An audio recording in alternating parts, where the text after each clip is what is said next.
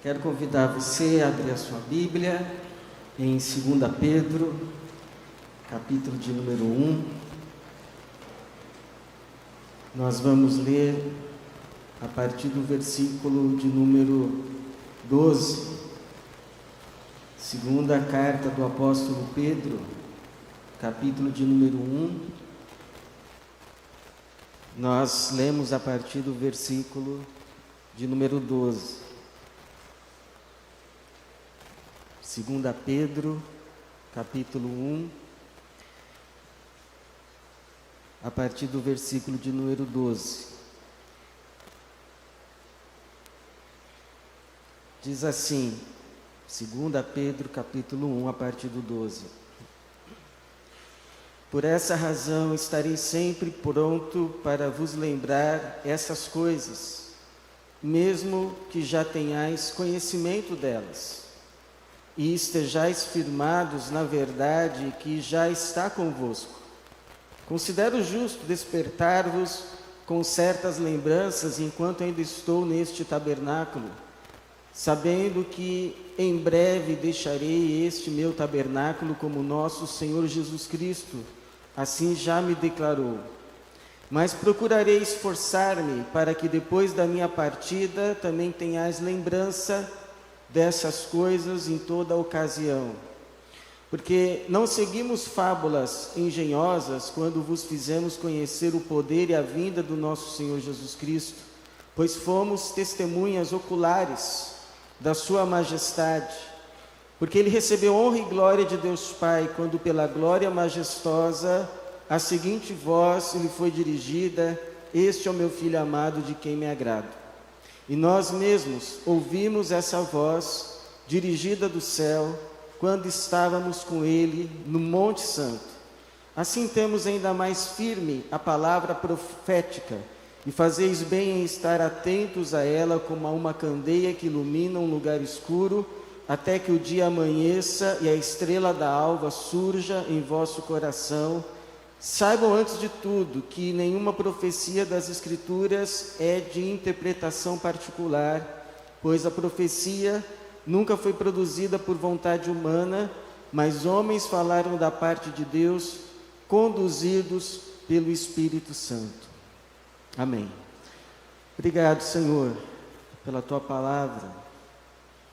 Pedimos que mais uma vez o Senhor nos visite nessa manhã com o Teu Espírito Santo, ministrando a cada coração, trazendo à memória aquilo que Jesus já ensinou e é para nossa salvação.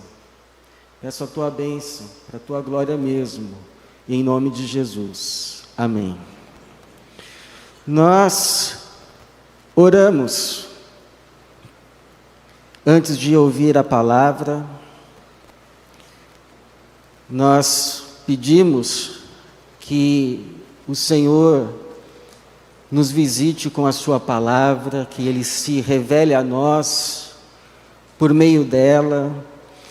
E nós fazemos bem em fazer isto, porque não só a nossa fé, mas a nossa vida mesmo depende da palavra. Jesus, uma vez ele disse que nem só de pão viverá o homem, mas de toda a palavra que procede da boca de Deus. Essa palavra que nos sustenta, esta palavra que nos orienta. Sem ela, nós andamos sem luz, nós podemos realmente entrar por caminhos e nos perder nos becos da vida.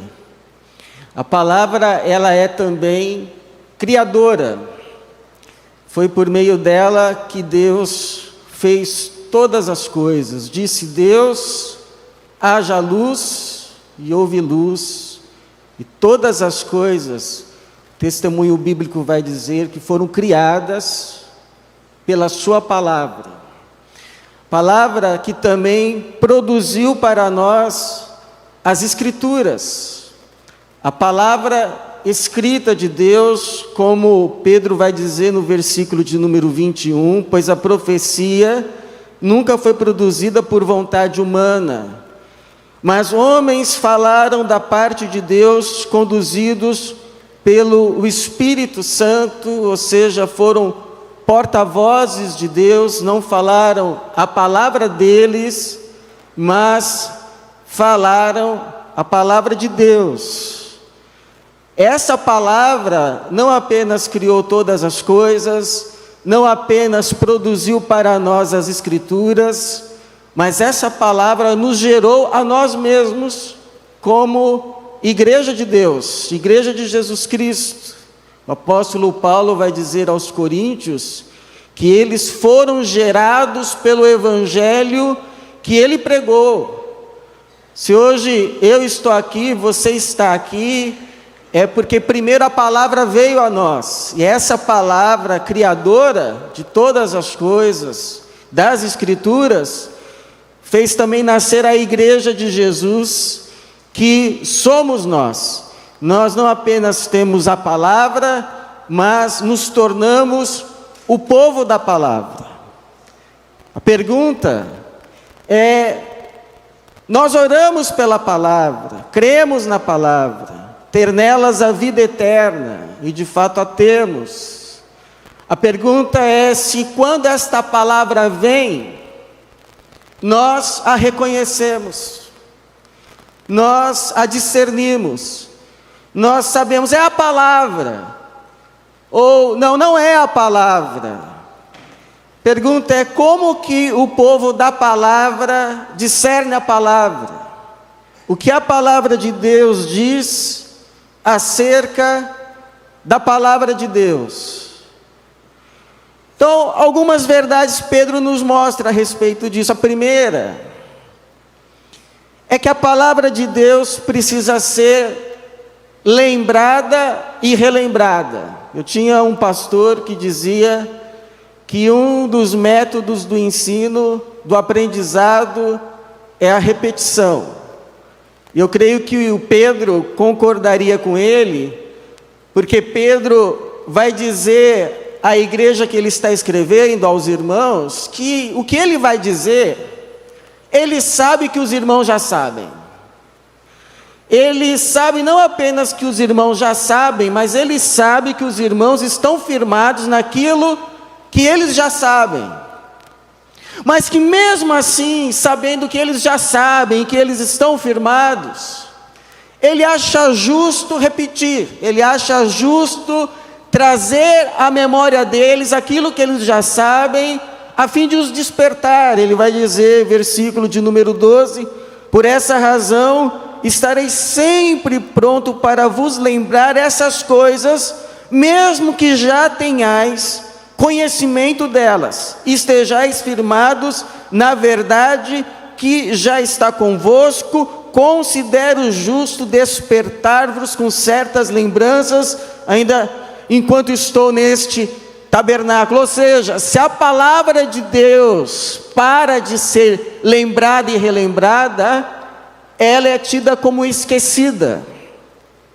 Mas quando ela é relembrada, sabe o que acontece? Há despertamento.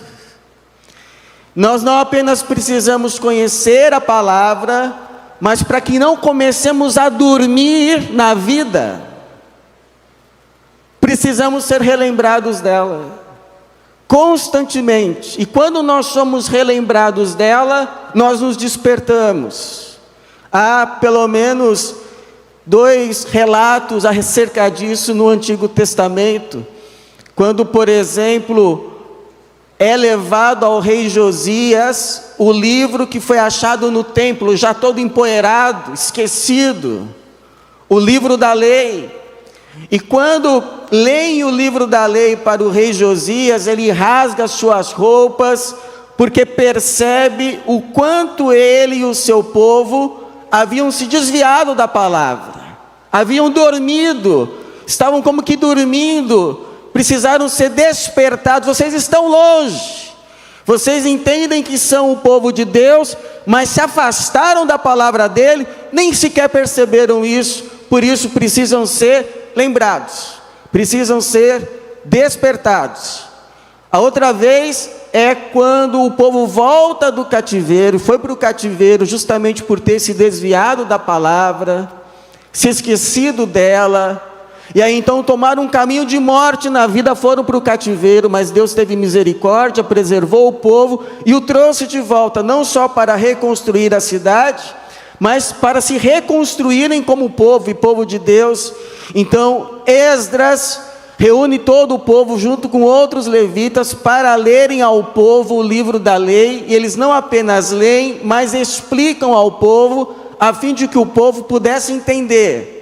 E o relato lá de Esdras é que quando leram e explicaram a palavra ao povo, que ficava ouvindo de pé durante todo o tempo, o povo começou a chorar. O povo começou a se entristecer e chorar muito, por causa da convicção de pecado, de forma que os líderes precisaram dizer ao povo: olha, não chorem, porque hoje é dia de alegria, hoje é dia não de choro, mas de alegria. Então o povo depois começa a se alegrar. Eu mesmo, domingo passado, pude estar numa classe bíblica, e como foi bom para mim poder relembrar coisas que já sabia, mas precisava ser relembrado, e aprender outras novas. Você diz assim: ah, mas eu já sei o que vão falar. Será mesmo? A Bíblia diz lá em Coríntios que quem julga saber uma coisa ainda não sabe como convém. E ainda que você saiba, é bom ser relembrado. Então, leia e releia a Bíblia, ouça mensagens, pregações, participe de uma classe bíblica, porque como diz 1 Pedro 1, 24 a 25, seca-se a relva e cai a sua flor, mas a palavra do Senhor permanece para sempre. Palavra. O povo da palavra precisa da palavra. Não apenas aprender coisas novas, mas relembrar, para que se desperte.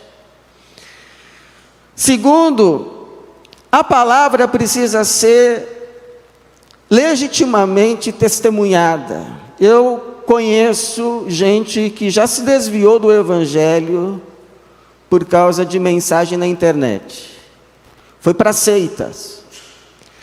E conheço também, por outro lado, pessoas que saíram de seitas e conheceram o Evangelho pela internet. Então o problema não é a internet, o problema é quem posta na internet. E o problema é o nosso consumo de internet de forma às vezes até leviana, achando assim: ah, está com a Bíblia na mão, está falando de Deus, tá bom. Não, não é assim. No tempo de Pedro, já haviam começado os problemas nas mídias, entre aspas, da igreja, porque começaram a circular livros a respeito de Jesus, com histórias mirabolantes, coisas inventadas. Começaram a circular livros com fábulas engenhosas e pseudepígrafos, ou seja, livros com a assinatura como se fosse de um apóstolo, mas eram falsos. Alguém queria introduzir alguma coisa na igreja, e para que aquela sua mensagem ganhasse peso, respeito e fosse ouvida, a pessoa assinava como se fosse o apóstolo Pedro, ou como se fosse o apóstolo Paulo, mas não era nem de Pedro, não era nem de Paulo, eram livros falsos. E para piorar a situação, os apóstolos já estavam envelhecendo e começavam a morrer. Foi então que entenderam a necessidade de colocar no papel com tinta aquilo que eles tinham sido testemunhas oculares, aquilo que eles tinham visto, testemunhado, ou seja, os ensinos e os fatos da vida de Jesus, É por isso que o Pedro vai dizer assim no versículo 14: sabendo que em breve deixarei este meu tabernáculo, como nosso Senhor Jesus Cristo assim já me declarou, mas procurarei esforçar-me para que depois da minha partida também tenhais lembrança dessas coisas em toda ocasião. Como é que ele faria lembrar as igrejas em toda ocasião dessas coisas, ou seja, do evangelho, do testemunho, das coisas que ele tinha visto e ouvido de Jesus depois que morresse? Escrevendo. E é o cuidado pastoral este que vai produzir as suas 2 epístolas que temos hoje no Novo Testamento, e provavelmente também o Evangelho de Marcos, porque o Evangelho de Marcos muitos entendem que é a escrita das memórias de Pedro. Pedro estava com Marcos, Pedro chega a chamar Marcos de filho, meu filho Marcos. É muito provável que Marcos escreve o seu evangelho entrevistando Pedro, ouvindo Pedro, os relatos de Pedro, como foi a sua vida com Jesus, o que ele testemunhou, o que ele aprendeu, e Marcos então foi escrevendo, e muitos dizem que Marcos tem realmente o jeito de Pedro, porque é um evangelho sucinto, rápido, cheio de movimento. O Paulo também tinha essa preocupação de fazer saber às igrejas que as cartas que ele escrevia era dele mesmo e não de outro, tanto que se você for lá em Gálatas 6:11, você vai ver ele terminando praticamente a carta, dizendo: vede com que grandes letras vos escrevo de próprio punho, e é assim que eu assino as minhas cartas. Ou seja, se desde aquele tempo, não apenas o que, nem como, mas quem escrevia era importante, hoje não seria. Então, preste atenção em quem você está ouvindo, em toda a ocasião. É necessário legitimidade, é necessário que essa testemunha seja referenciada. Quem é essa pessoa? Qual é essa igreja? De onde que vem isso? Não é qualquer coisa, só porque se está se falando de Jesus. O povo da palavra precisa reconhecer a legitimidade da palavra. E terceiro, a palavra de Deus, ela precisa ser iluminada e confirmada pelo Espírito.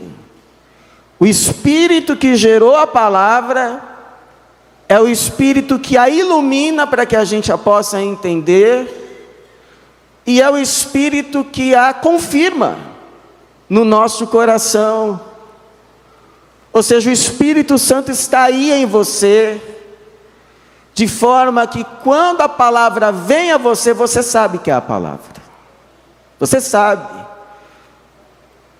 Você pode até não gostar do que você está ouvindo, pode até resistir, mas lá no fundo, você tem o testemunho de Deus no seu coração.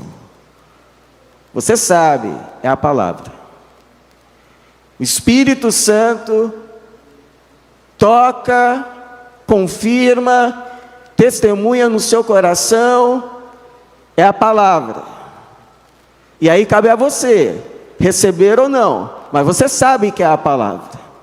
Você sabe também, por outro lado, que nem tudo que reluz é ouro, e nem todo mundo, com a Bíblia na mão, está de fato pregando a palavra. Não basta ficar citando o versículo bíblico. Um monte de tijolo solto não faz uma casa. Assim como um monte de versículo bíblico citado não faz a palavra. Você veja que Jesus foi tentado lá no deserto Satanás apareceu para ele com a Bíblia na mão. Depois da primeira tentação frustrada, que Jesus respondeu com a palavra, porque Satanás diz: ó, se você é o Filho de Deus, transforma essas pedras em pães. Jesus respondeu: mas também está escrito, não só de pão viverá o homem, mas de toda a palavra que procede da boca de Deus. Foi como se Satanás tivesse dito: então quer dizer que você quer me vencer na palavra? Então tá bom, então vamos para a palavra. Lá no Salmo 91, está escrito a teu respeito, que vão dar ordem aos anjos a teu respeito, para que você não tropece numa pedra. Salmo 91. Então pula daqui, porque se isso é verdade, se os anjos estão dispostos a te proteger de um tropeção, imagina de um pulo daqui. Mas Jesus respondeu: também está escrito, não tentarás o Senhor teu Deus. Mas o diabo veio com a Bíblia na mão, mas Jesus venceu. Como é que nós vencemos também? Como é que nós discernimos?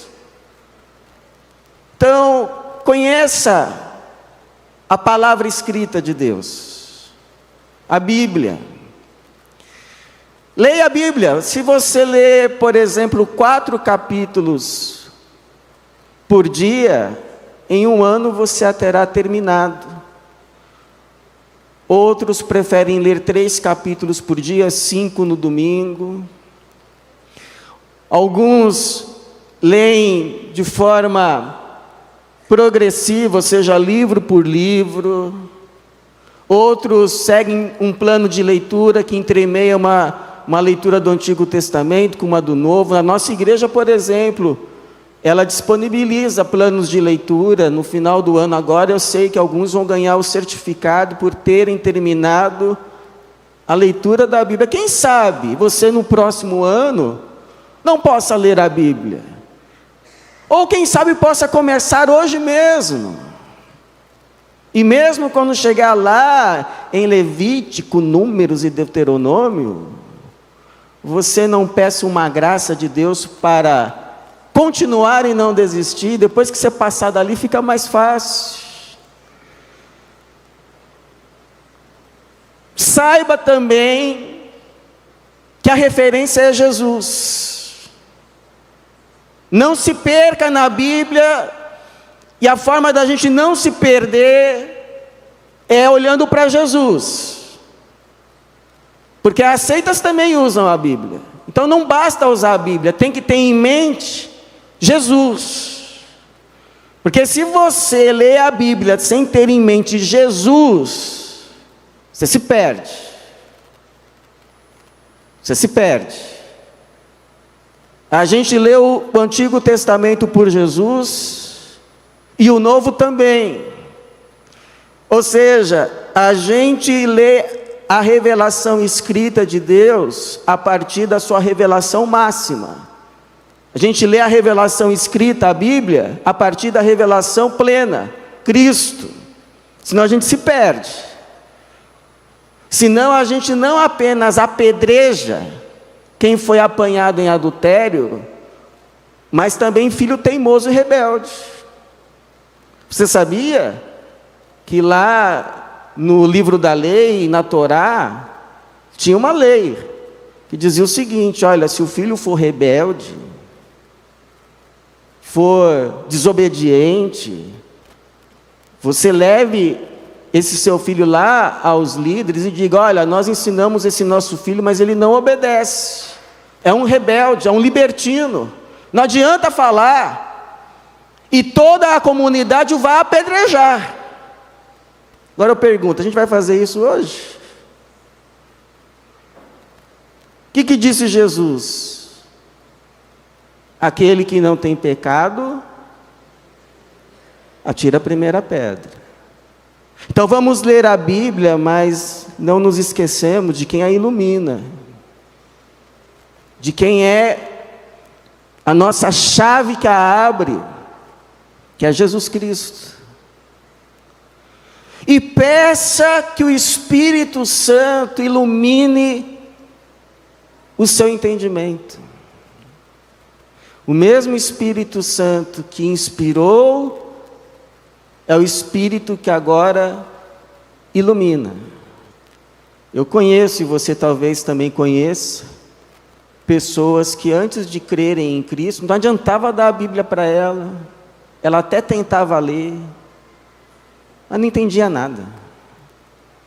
O olho coçava, doía, era como se fosse grego, mas depois que a pessoa se converteu, que Jesus passou a habitar nela, tudo ficou claro. E ela agora consegue não só ler, mas entender a palavra. Então nós precisamos orar também como orou Davi: abre os meus olhos para que eu veja as maravilhas da tua lei. Então nós somos um povo mais do que privilegiado. Nós não apenas somos o povo da palavra, mas nós temos a própria palavra, Jesus, vivendo em nós. Temos a palavra escrita que nos guia. Temos o Espírito que a ilumina, de forma que podemos dizer: lâmpada para os meus pés e luz para o meu caminho é a tua palavra, ó Deus. A minha oração é que todas as vezes que nós nos reunirmos aqui como igreja, Deus se digne de nos dar a sua palavra, que nos seja dada a palavra, e que construamos a nossa casa, as nossas vidas, a nossa igreja sobre esta palavra, a palavra de Deus, que nós avivamos, não apenas a ouçamos, porque como disse Jesus: todo aquele, pois, que ouve estas minhas palavras e as põe em prática, será comparado a um homem prudente, que edificou a sua casa sobre a rocha. Que assim seja, e que Deus nos abençoe. Amém.